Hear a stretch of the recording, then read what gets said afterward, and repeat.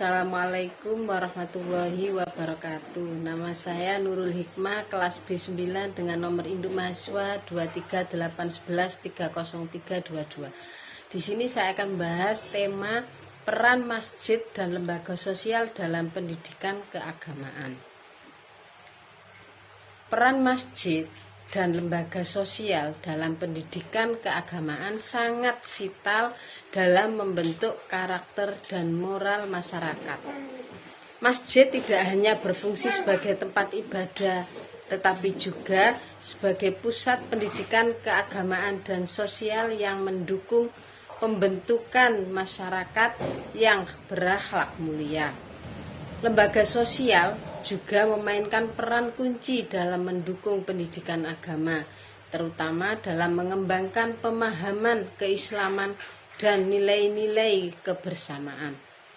Tujuan dari pembahasan ini adalah untuk mengeksplorasi peran masjid dan lembaga sosial dalam pendidikan keagamaan, melihat contoh terbaik dan memberikan solusi untuk meningkatkan kontribusi mereka dalam pendidikan Islam.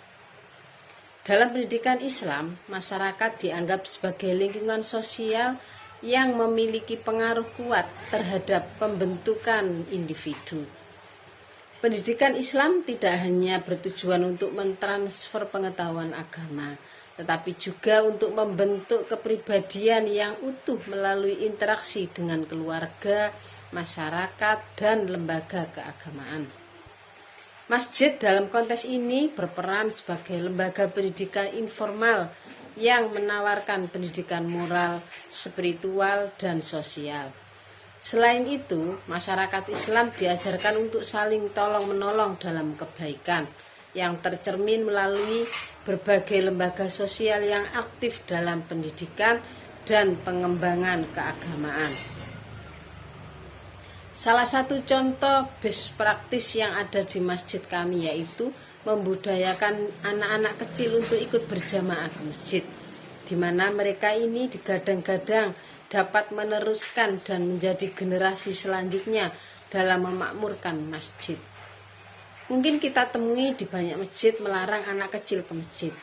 Hanya sedikit sekali masjid yang membuka lebar-lebar pintunya untuk anak-anak kecil. Nah, di masjid kami yang di dalamnya adalah lingkungan pondok pesantren, tidak asing lagi suara anak-anak. Bahkan beberapa kali terdengar di soh belakang tangisan bayi yang sedang diasuh oleh santri yang tidak sholat. Di pesantren kami juga ada pantinya, baik panti asuhan,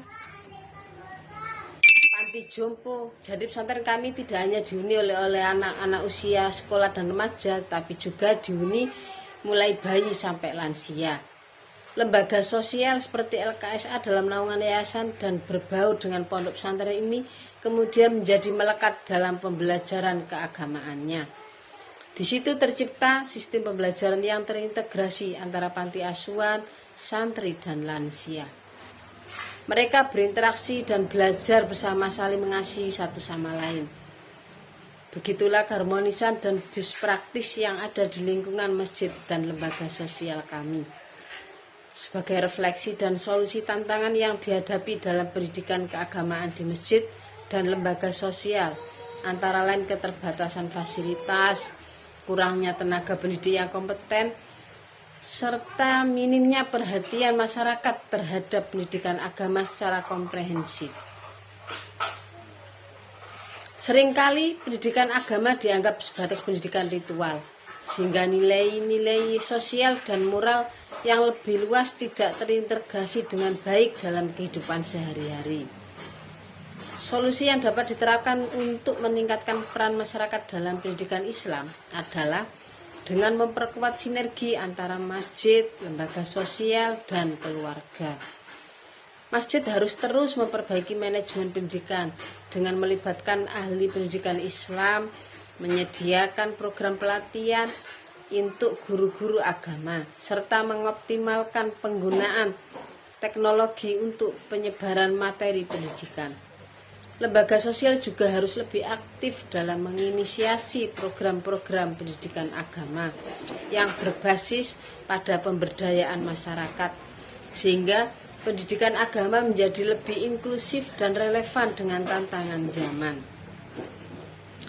Demikian beberapa hal yang dapat kami paparkan dalam video singkat ini. Semoga bermanfaat. Assalamualaikum warahmatullahi wabarakatuh.